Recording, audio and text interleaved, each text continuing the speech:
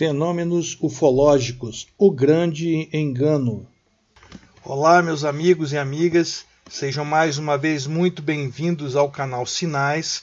Daremos sequência no vídeo de hoje ao assunto que já iniciamos no vídeo anterior, versando sobre fenômenos ufológicos. Conforme vimos no vídeo anterior, o fenômeno da ufologia moderna teve suas origens no ano de 1947 com o incidente de Roswell, muito embora, tanto na Idade Média quanto na Antiguidade, hajam inúmeros casos envolvendo fenômenos ufológicos. Entretanto, nos últimos 30 anos, avistamentos relativos a fenômenos ufológicos aumentaram de forma dramática. Neste sentido, contribuem bastante a tecnologia envolvendo câmeras fotográficas e de filmagens, bem como a manifestação da mídia tradicional que promove filmes de ficção envolvendo invasão e ou contato entre alienígenas e seres humanos. As pessoas cada vez mais ficam acostumadas com tais ideias, de que podem esperar em breve um contato às claras com esses seres. Mas o que seriam esses seres? Seriam criaturas vindas de outras galáxias ou mundos? Ou velhos conhecidos nossos? Curiosamente, a Bíblia, a antiga escritura sagrada do judaísmo e cristianismo, faz alusão a seres extradimensionais que buscam estabelecer contato com a humanidade, os chamados anjos e os demônios. Tais seres vêm se manifestando há muito tempo. E o que eles querem? Quais são seus objetivos? Observem o que está registrado na segunda carta do apóstolo Paulo aos Coríntios, no capítulo 11, versículo 14. Abre aspas.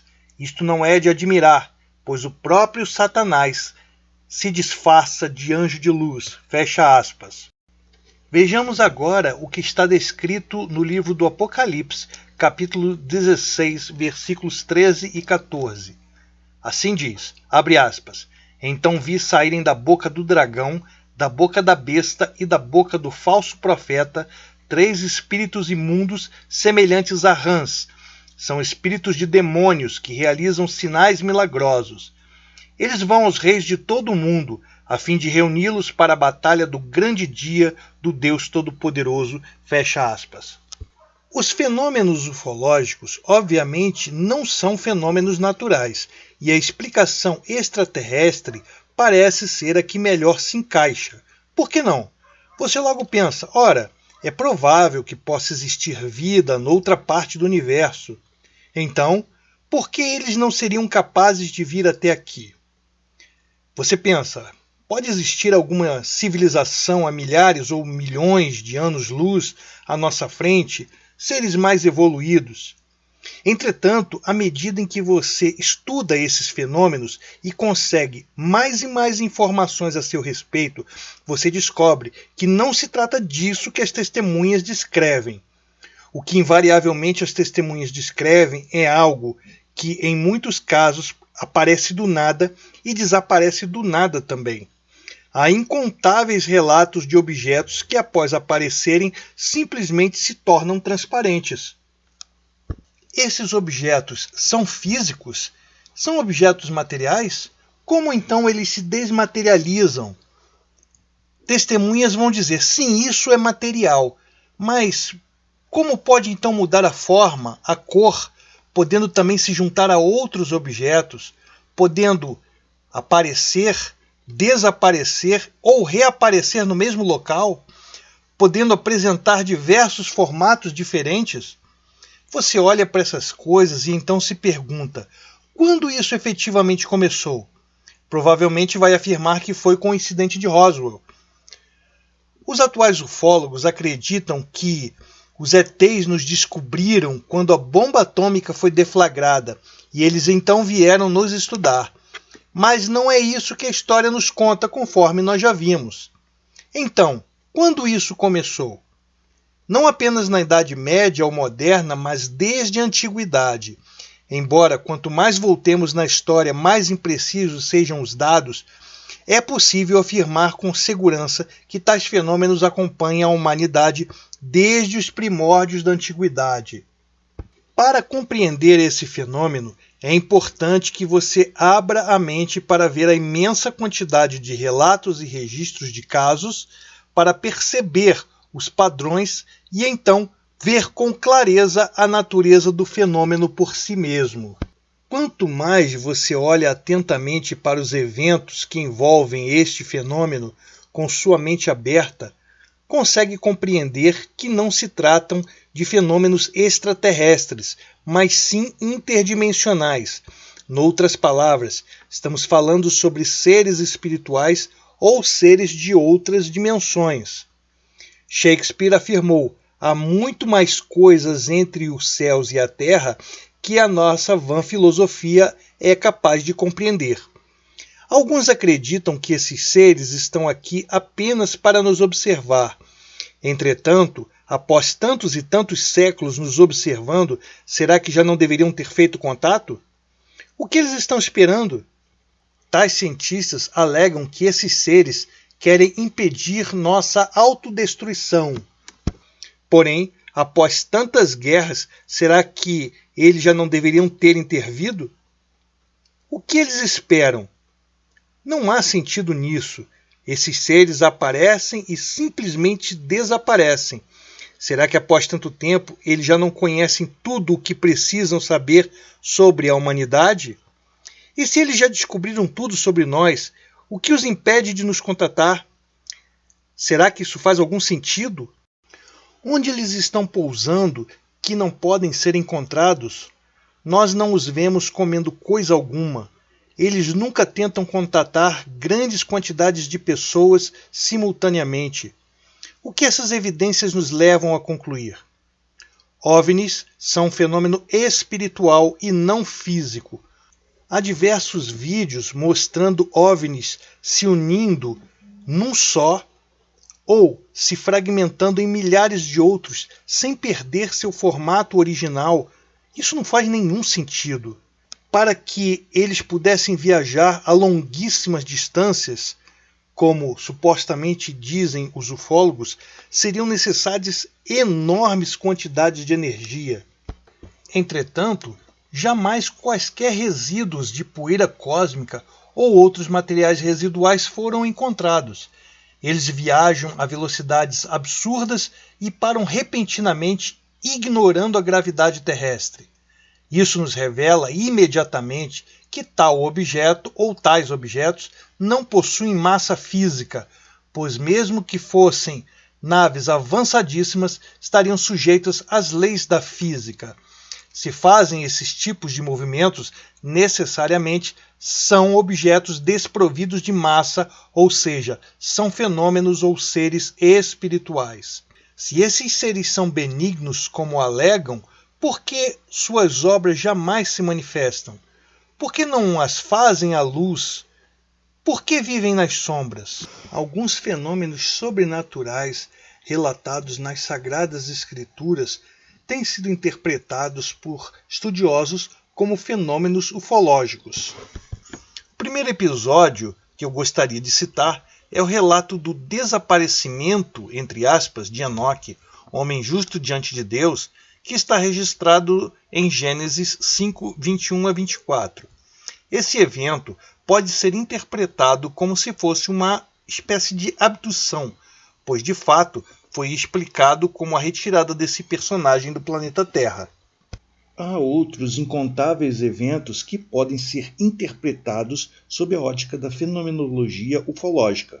Outra passagem famosa que pode ser interpretada sob a ótica desse fenômeno é o, entre aspas, arrebatamento do profeta Elias numa carruagem de fogo, descrita no livro de 2 Reis 2:11.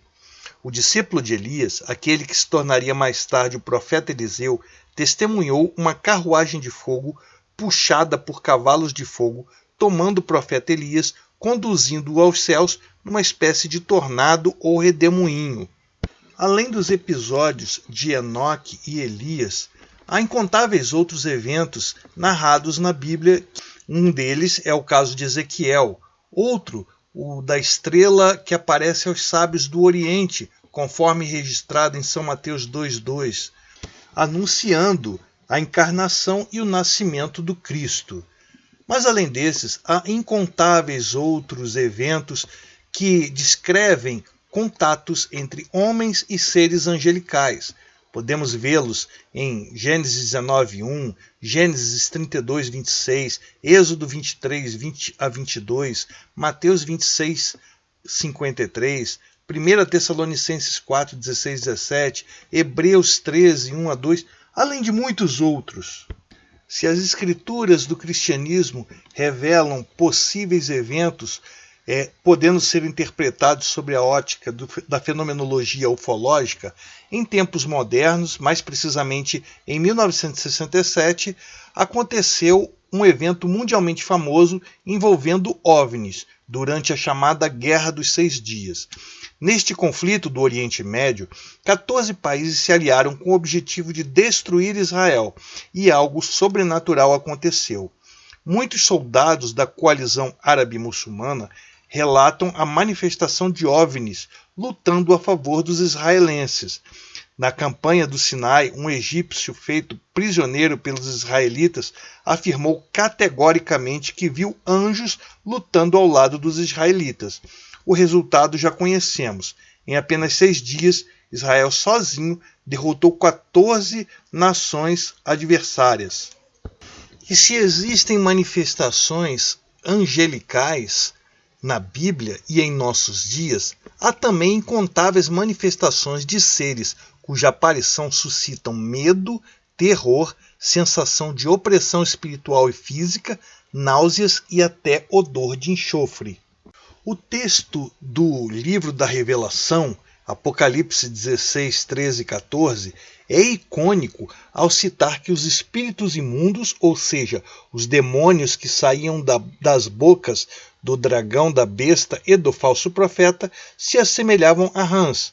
Ora, não é exatamente assim que se apresentam os supostos alienígenas? É notório que os chamados alienígenas em nossos tempos possuem um comportamento bem assemelhado àqueles designados como demônios ou anjos caídos na Bíblia. Observem que tais alienígenas mudam sempre suas histórias, iludindo e enganando aqueles que acreditam em suas mentiras. Como exemplo disso, podemos citar o fato de que antes dos homens conquistarem as fronteiras do espaço, enviando sondas e satélites, os supostos alienígenas falavam que vinham de planetas do nosso sistema solar, como Júpiter ou Marte.